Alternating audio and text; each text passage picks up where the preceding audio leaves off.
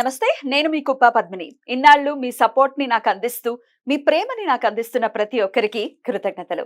ఇప్పుడు చూడబోతున్న ఈ వీడియో కూడా ఖచ్చితంగా మీకు ఉపయోగపడుతుంది. లైక్, షేర్ అండ్ సబ్స్క్రైబ్ చేసి మీ ఇష్టాన్ని, అలాగే మీ సపోర్ట్‌ని నాకందించండి. అలాగే ఈ వీడియో పట్ల మీ అభిప్రాయాన్ని కామెంట్ సెక్షన్‌లో కామెంట్ చేసి నాకు తెలియజేయండి. నమస్తే. నమస్తే. Welcome to our channel. నేను కుప్ప పద్మిని. ప్రస్తుతం మనతో పాటు ప్రముఖ ఆధ్యాత్మికవేత్త, వాస్తు జ్యోతిష పండితులు, లలిత ఉపాసకులు, వాస్తు జ్యోతిష శిక్షణ నిపుణులు బ్రహ్మశ్రీ నానాజీ పట్నాయక్ గారు మనతో పాటు ఉన్నారు. మాట్లాడదాం. సార్ నమస్తే సార్. శ్రీమాత్రే నమః.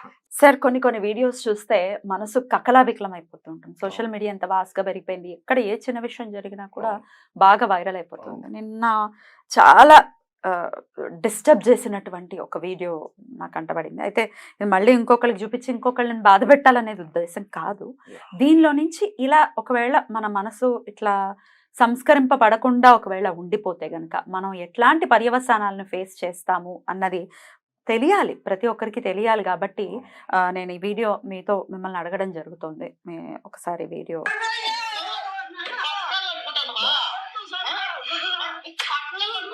బాబోయ్ ఏంటండి అసలు? చిన్న చిన్న పిల్లలు అసలు చూడలేము. అది తల్లిని అంతలా కొట్టడం, బాబాయ్ కొట్టద్దు అని చిన్న చిన్న పిల్లలు అరవటం, ఆస్తి కోసం కన్న తల్లిదండ్రులని.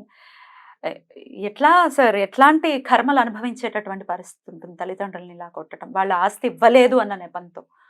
ఎట్లా దీన్ని ఎలా చూడొచ్చు? మీరు అంటే మీరు ఇప్పుడు అది చూపించాక అసలు మీరు ఐఎమ్ సో సారీ అంటే అసలు మనకు చూసే వాళ్ళకి అంత బాధ కలుగుతుంది. నవమాసాలు మోసినటువంటి తల్లిని అలా కొట్టాలంటే వాడికి ఎట్లా మనసు వచ్చిందో అనిపిస్తుంది. అంటే మనిషి యొక్క అంటే అక్కడ కారణం ఏంటంటే ఆస్తికి సంబంధించినటువంటిది. అంటే చిన్నప్పటి నుంచి పెంపకంలో ఆస్తులు ముఖ్యమా, రిలేషన్స్ ముఖ్యమా, తల్లిదండ్రులు ముఖ్యమా అనేటువంటి వేరియేషన్ చెప్పుతూ పెంచకపోతే ఇట్లాంటివి వస్తాయి.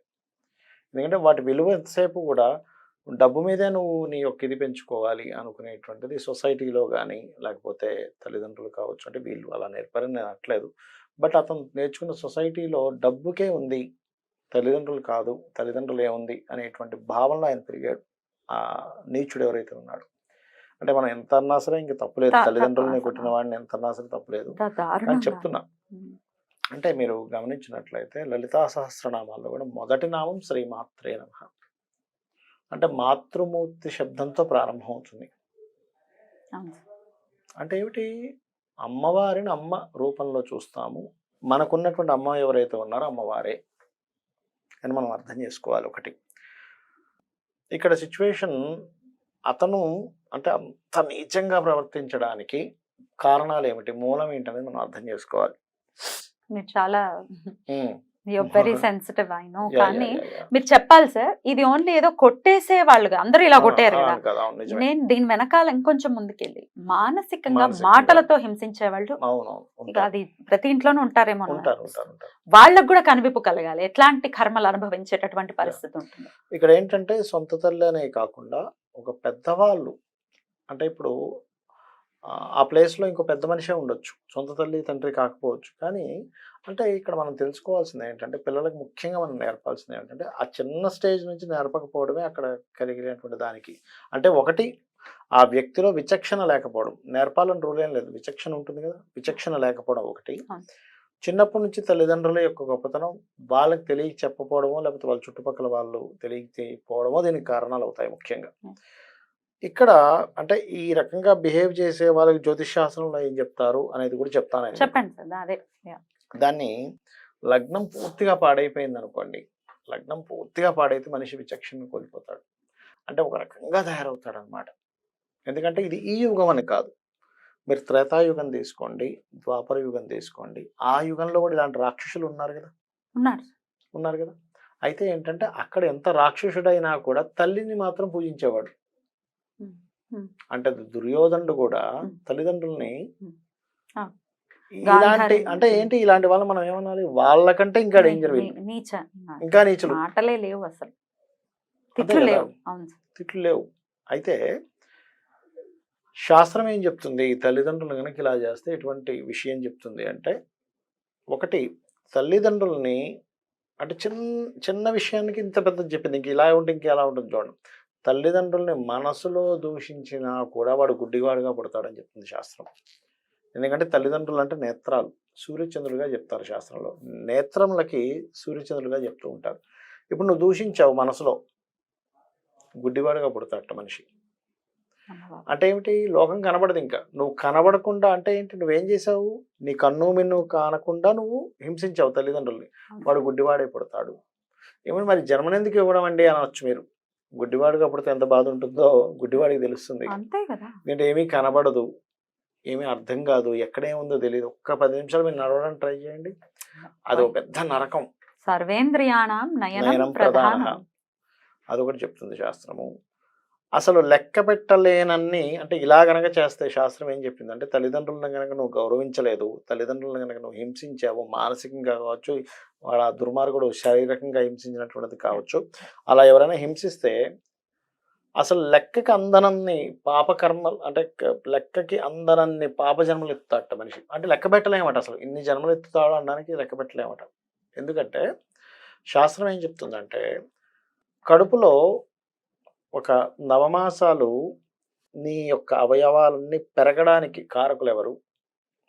రక్తము, మాంసము మొత్తం డెవలప్ అవ్వడానికి తను చాలా జాగ్రత్తగా చూసుకొని పెంచి పెద్ద చేసిన తర్వాత అంటే ఎంత కృతజ్ఞుడివి, ఎంత కృతజ్ఞత లేనివాడిగా నువ్వు మారిపోయావు. కాబట్టి కృతజ్ఞతాహీనుడిగా మారాడు కాబట్టి వాడికి ఇలాంటి పాపములు ఉంటాయి. అంటే మీరు అడగొచ్చు, అదేమిటండి మరి గ్రహస్థితి ద్వారా ఇలా వస్తుంది అంటున్నారు కదా, మరి గ్రహాల యొక్క తప్పేమో? గ్రహాలు తప్పేమో, మనిషి తప్పు కాదేమో అనుకుంటారు. ఇక్కడ ఏముంటుందంటే, ఈ గ్రహాలు ఈ రకంగా ఏర్పడ్డానికి వీడు దీనికంటే ముందు ఇంకోటి ఏదో తప్పు చేసి ఉంటాడు. అలా ఏర్పడి ఆ పాప కర్మ చేసేలాగా ఈ కర్మ వచ్చేలా చేస్తూ ఉంటుంది.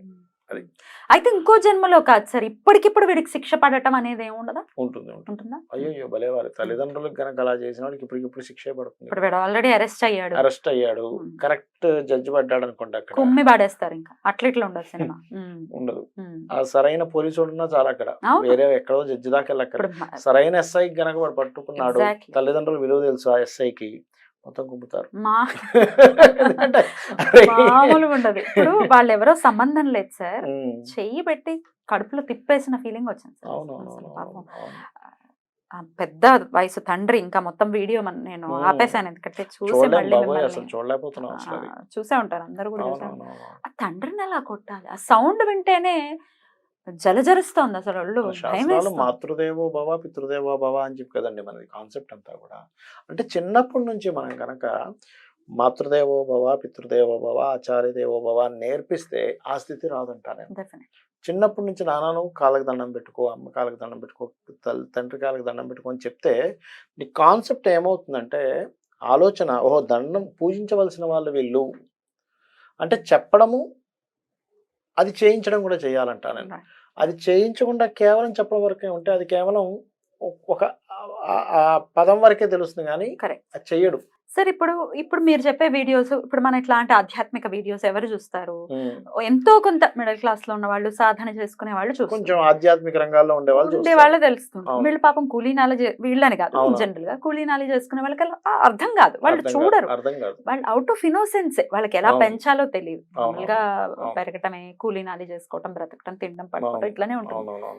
వాళ్ళు ఎప్పటికీ సార్ సంస్కరింపబడతారు, ఎప్పుడు వాళ్ళకి ఉత్తరగతులు అంటే మీరు ఒక మాట అన్నారు, కూలినాలు చేసే వాళ్ళకి తెలియదని. కానీ నేను చూశాను కదా, బాగా చదువుకున్న వాళ్ళు కూడా ఇలా ప్రవర్తిస్తున్నారు మీ వాళ్ళ రేపు. నేను మొన్న రీసెంట్గా ఒక తల్లి మాట్లాడుతుంది, ఏమంటే మేము అమెరికా పంపించాము, మా ఫోన్లు ఎత్తట్లేదు, మాతో మాట్లాడటం లేదు, ఇంక మేము ఫోన్ చేసి మెయిల్స్ పెడితే ఏదో ఒక్కసారి అలా ఏంటి చెప్పండి అని సీరియస్గా మాట్లాడతాడు. నేను బిజీగా ఉన్నాను, మీరు ఎందుకు నన్ను డిస్టర్బ్ చేస్తున్నాను అంటాడు కొడుకు. ఇది వీళ్ళు అమెరికాకు పంపిస్తే అంటే ఏమిటి? కూలినాలు చేసుకునే వాళ్ళనే కాదు, బాగా చదువుకున్న వాళ్ళు కూడా బ్రాటప్ లో చిన్నప్పటి నుంచి మాతృదేవో భవ పితృదేవో భవ నేర్పించకపోవడం వల్ల ఈ ఫలితం వస్తుంది. ఏం అన్యాయం చేస్తారు చెప్పండి తల్లిదండ్రులు? పోనీ ఏదో ఒక మాట అన్నారు కోపంలో, అయితే అంతేనా? కొన్నిసార్లు ఏమవుతుందంటే నిజంగానే, అంటే జాతకాల గురించి మాట్లాడుకుంటున్నాం కాబట్టి చెప్తా, పాస్ట్ లైఫ్లో తల్లికి ఇబ్బంది పెట్టాడు అనుకోండి, నెక్స్ట్ లైఫ్లో తల్లి శత్రువుగా పుడుతుంది, లేదా తండ్రి శత్రువుగా పుడతాడు. అప్పుడు వాళ్ళకి అర్థం కాదు, అరే ఏమిటిది. అలాంటి కేసెస్ కూడా నేను చూశాను. ఇప్పుడు వీడు అలాగే ఫీల్ అవుతున్నాడు వాళ్ళ తల్లి శత్రువు లాగా. ఇప్పుడు ఏదో వాళ్ళ శత్రువుగా అన్నకి ఫీల్ డబ్బులు అవుతున్నాడు. ఇచ్చేసింది అనేది చెప్తూ ఉన్నాడు. ఇచ్చేసిందని. అవును. అన్నకి డబ్బులు ఇచ్చేసిందని అట్లా చేస్తున్నాడు అక్కడ. ఉమ్. అయితే నాకు చాలా కేసెస్‌లో ఏవండి మీకు మీ మదర్‌తో కూడా కొంచెం తెలియని శత్రుత్వాలు ఉంటాయండి. అంటే అవునండి మా మదర్‌కి నాకెందుకో పడదు. మాకు అర్థం కావట్లేదు అలా ఎందుకుంది అంటారు. నేను ఒకటే చెప్తాను. బాబు నువ్వు పాస్ట్ లైఫ్‌లో ఆల్రెడీ నువ్వు పాపం చేసావు. మళ్ళీ చేయొద్దు. చేసినందుకు ఇలా వచ్చింది. ఇక్కడ నువ్వేం చేస్తావు అంటే సరే పాస్ట్ లైఫ్‌లో చేసిన పాపం వల్ల నాకు తల్లి శత్రువు అయిపోయింది ఈ జన్మలో. కాబట్టి నువ్వు ఇప్పుడు మళ్ళీ శత్రుత్వాన్ని పెంచుకోకుండా రోజు ఆ పార్వతీ పరమేశ్వర్లకి వాళ్ళకి దూరం నుంచి దండం పెట్టుకో. మీకు మీ ఇద్దరికి పడకపోతే గనక నీకు తోచిన సహాయం చెయ్యి. వాళ్ళకి ఏదైనా కావాలేమో చూసుకో. అంతే. కానీ ఇప్పుడు మిగతా ఇద్దరు అన్నదమ్ములతో బాగున్నారు నాతో బాలేదేమిటి? ఎందుకంటే కసి నువ్వు చేసిన పెంచుకోవద్దు. కర్మ వల్ల. ఉమ్, నువ్వు ఉమ్. కసిని పెంచుకోవు. నువ్వు చేసిన Yes. కర్మ వల్ల ఇది ఏర్పడింది. Right sir. సార్ ఈ వీడియో చూసిన తర్వాత ఇప్పుడు నేను ఇందాక అన్నట్టుగానే మానసికంగా ఆల్రెడీ హింసించేసాం. అవునవునవును. ఇప్పుడు నేనే అనుకుందాం వాళ్ళ హింసించాను నా తల్లిని ఇంకొకరు ఎలా క్షమాపణ చెప్పాలి సార్? ఎలా అంటే ఒకటేనమ్మా. తప్పు నుంచి ఎలా బయటపడాలి? ఒక్కటే గుర్తుపెట్టుకోండి. అసలు కోటిలో ఒక కేసు జరుగుతాయి ఇట్లా. ఏది తల్లికి కొడుక్కి లేదా తండ్రికి కొడుక్కి ఉండే ఇబ్బంది అనేటువంటి కోటిలో ఒక కేసెస్ చాలా రేర్గా జరుగుతాయి. మేము చూస్తుంటాం కదా. అలాంటప్పుడు ఒకటే అర్థం చేసుకోవాలి. ఓకే ఇదంతా కర్మ సిద్ధాంతం. పాస్ట్ లైఫ్లో నేను చేసిన కర్మ ఈ రూపంలో వచ్చింది. తల్లి రూపంలోనో తండ్రి రూపంలోనో వచ్చింది. నా నా పట్ల వీళ్ళు కొంచెం పక్షపాతం చూపిస్తున్నారు. మిగతా అన్నదమ్ముల పట్ల బాగున్నారు. నా పట్ల పక్షపాతం చూపిస్తున్నారు. ఈ పక్షపాతం చూపించడానికి కారణం నేనే. పాస్ట్ లైఫ్లో చేసిన కర్మ వల్ల నేనే కారకుణ్ణి. కాబట్టి ఈ జన్మలో అయినా ఈ పాపాన్ని నేను ఇక్కడికిక్కడ ముగించుకుంటాను అనుకొని ఈశ్వరారాధన, విష్ణు ఆరాధన, ఆ తల్లిదండ్రులను కూడా ఆరాధించుకోవడమే. వాళ్ళు ఏమన్నా సరే ఏమనకూడదు. శాస్త్రం ఒకటే చెప్తుంది. తల్లి, తండ్రి, గురువు విషయంలో, ముఖ్యంగా తల్లిదండ్రుల విషయంలో నువ్వు వాళ్ళు ఏమి చేసినా కానీ నువ్వు వాటిని పట్టించుకోకూడదు. వాటిలో పాజిటివే చూడాలని చెప్తుంది. ఇప్పుడు ఆల్రెడీ చేసిన తప్పులకి ఎలా క్షమాపణ చెప్పాలి అని అడుగుతున్నాను సార్. ఆల్రెడీ చేసిన తప్పులకి ఇంకా క్షమాపణ భగవంతుని కోరుకోవడం. కోరుకోవడమే. వాళ్ళ పట్ల ఇంకెటువంటి యాక్షన్స్ తీసుకోకుండా ఉండడం. తల్లిదండ్రుల విషయంలో ఇకపైనైనా మనం బుద్ధిలో మార్పు రావాలి. ఖచ్చితంగా. ముఖ్యంగా తల్లిదండ్రుల విషయంలో. ఎందుకంటే ఒక్కొక్కసారి వాళ్ళ మెంటల్ స్థితి కూడా బాగుండకపోవచ్చు. నేను కొన్ని కేసెస్ చూసి ఎలా అంటే పాపం ఈ అబ్బాయి మంచివాడే ఉంటాడు. కానీ వాళ్ళ మెంటల్ స్టేటస్ స్వార్థపరంగా ఉంటుంది కొంతమందికి. ఎందుకంటే వాళ్ళు అలా వాళ్ళు అలా పుట్టి ఉంటారు కదా. వాళ్ళు ఏంటి నేను నీకు ఇవ్వను నా కూతురికి ఇస్తా అంటారు. అర్థం కాదా నేను చూసుకున్నాను కదా అనిపిస్తుంది వీళ్ళకి. అంటే వీళ్ళు కూడా ఏంటి తల్లిదండ్రులు కదా అని ఎక్స్క్యూజ్ చేయడానికి ఇష్టపడరు. ఇదేమిటి అక్కకి ఇచ్చేస్తా ఉంటుంది, చెల్లికి ఇచ్చేస్తా ఉంటుంది. అంటే కొంతమంది ఎలా ఉంటారంటే ఇప్పుడు ఆ పిల్లలు గనక ఇప్పుడు ఈ అబ్బాయి స్థితి బాగుంది అనుకోండి, మంచి సాఫ్ట్వేర్ ఉద్యోగం బాగా సంపాదిస్తున్నాడు. ఆ కూతురు అల్లుడి యొక్క స్థితి బాగాలేదు అనుకోండి, వాళ్ళకి ఏమనిపిస్తుంది అంటే వాళ్ళకి ఇవ్వాలి అటు వెళ్ళిపోతుంది. వీళ్ళకి ఎలా ఉంటుంది అంటే అయ్యో నేను ఇద్దరు ఒకటే కదా మరి నాకు మాత్రం ఎందుకు అని అనిపిస్తుంటుంది. కానీ వీళ్ళు బ్రాడ్ మైండ్తో ఆలోచించి అక్కడ అర్థం చేసుకోగలగాలి. ఆల్రెడీ చాలా ఇచ్చేసారు. ఇప్పుడు ఏదో ఆ డబ్బులు ఇవ్వడం కాదు. నాకు చిన్నప్పటి నుంచి కడుపులో ఉన్నప్పుడు నవమాసాలు మోసారు. నాకు చిన్నప్పటి నుంచి ఇంత విద్యాబుద్ధులు నేర్పించారు. నాకు ఒక జన్మనిచ్చారు. ఇంతకంటే గొప్పది మరొకటి లేదు అని భావించాలి. కానీ ఆ డబ్బుల కోసం తల్లిదండ్రుల్ని సరే ఓకే కొంత అన్యాయం జరుగుతుంది కొంతమంది కేసెస్లో, కాదనట్లేదు. ఏది కొంతమంది కేసెస్లో వాళ్ళకి ఆస్తులు కూడా కొంత పక్షపాతం చూపిస్తారు. నేనేమంటానంటే అలా చూపించినా కూడా తల్లిదండ్రుల విషయంలో మాత్రం మీ కర్మ ఇంతే అనుకోవాలంటారు. ఆ ఒక్క విషయంలో మీ కర్మ ఇంత అనుకోండి, వేరే విషయాల్లో కర్మ ఇంత అనుకోకూడదు. కూడా అన్యాయం చేశాడు మీకు ఏదో బిజినెస్ విషయంలో, మీరు అలా కర్మ ఇంత అనుకోవాల్సిన పని లేదు. కానీ తల్లిదండ్రుల విషయంలో మాత్రం మీరు పాస్ట్ లైఫ్లో చేసిన కర్మ వల్ల వచ్చిందని అర్థం చేసుకోవాలంటారు. Right sir. ఇది మీరు మాత్రమే చెప్పగలరు, అందుకనే మిమ్మల్ని అడగడం జరిగింది. ఇట్లాంటివి అంటే పెద్దవాళ్ళు చెప్తూ ఉంటారు కదా, దుష్కర్మల్ని చూడొద్దు, చెడు వినొద్దు, చెడు అనొద్దు, చెడు చూడొద్దు.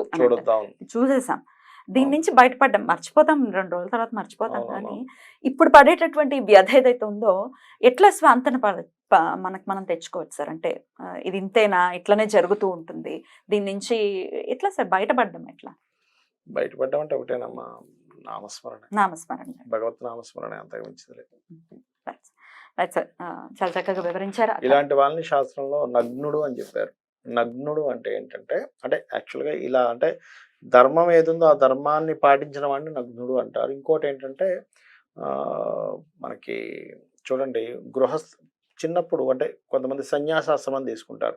నువ్వు సన్యాసాశ్రమము తీసుకోకుండా గృహస్థాశ్రమము తీసుకోకుండా అంటే ఏ ఆశ్రమంలో లేకుండా ఉంటారు కొంతమంది, ఉమ్, పెళ్లి చేసుకొని అంటారు, అలా తిరుగుతుంటారు, వాళ్ళని నగ్నుడు అంటారట. ఉమ్.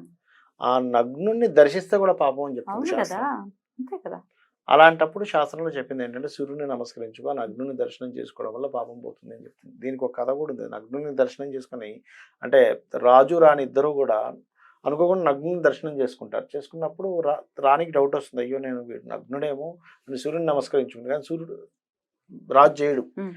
దాని ఫలితంగా ఒక జంతువుగా పుడతాడు రాజు. ఓ, ఏమికి చూసినందుక చూసినందుకు అమ్మ బాబోయ్. అంటే చూడండి, అంటే నేను మీకు ఎందుకు చెప్తున్నా అంటే ఈ మాట, చూసినందుకే అంత అంత ఉంటే ఇంకా వాడు చేసిన పాపానికి ఎంత ఉంటుంది. వాడికి నిష్కృతి ఉండకూడదు, వాడు ఖచ్చితంగా శిక్షను అనుభవించవలసిందే. Already arrest అనుభవించవలసిందే. అయ్యాడు, ఉమ్. శిక్ష ఖచ్చితంగా పడాలి. మనకు పడాలి. మాత్రం సూర్య నమస్కారాన్ని ఖచ్చితంగా చేయాలి. ఇక్కడ ఉమ్. సూర్య నమస్కారం చేసుకోమని చెప్తుంది శాస్త్రం. ఉమ్. అప్పుడు ఆ రాణికి ఉమ్, ఓహో రాజు ఇలా పుట్టాడని ఆమెకు కొంత ఉమ్, ఉంటుంది, Intuition. ఆ సెన్స్, ఆ ఉమ్. ఇంట్యూషన్ ఉంటుంది. ఉమ్, ఆ జీవిని తీసుకొచ్చి దానికి శుద్ధి చేసి మళ్ళీ ఉమ్. ఇంకొక 7 జన్మల తర్వాత మళ్ళీ మనిషిగా పుట్టేటువంటి యోగం ఇస్తుంది.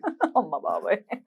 అంటే చూడండి అసలు ఎంత నాకు జాగ్రత్తగా ఉండాలో. అది అంత జాగ్రత్తగా ఉండాలి. రైట్. అయితే ఒకవేళ ఆ వీడియో మీరు చూసే ఉండుంటారు, ఎందుకంటే చాలా వైరల్ అయింది, చాలా మంది అవునండి, చూసుంటారు. అవును. ఒకవేళ చూసుంటే, మనం వాడిని చూసాం కాబట్టి, ఆ దుష్కర్మను చూసాం కాబట్టి సూర్యుడికి నమస్కారం. మీరు ఈ వీడియో ఎప్పుడు చూస్తే దాని మరుసటి రోజు ఒకవేళ అది సూర్యోదయ సమయంలో చూస్తే వెళ్ళి సూర్యుడికి నమస్కారం చేయండి. నమస్కారం చేసుకోవాలి. అంటే అంత పాపం అని మనం అర్థం చేసుకోవాలి. Yeah, అంటే definitely. అలాంటి అర్థం వాడిని చేసుకో. చూడడం కూడా తప్పే అర్థం అసలు. చేసుకో. రైట్.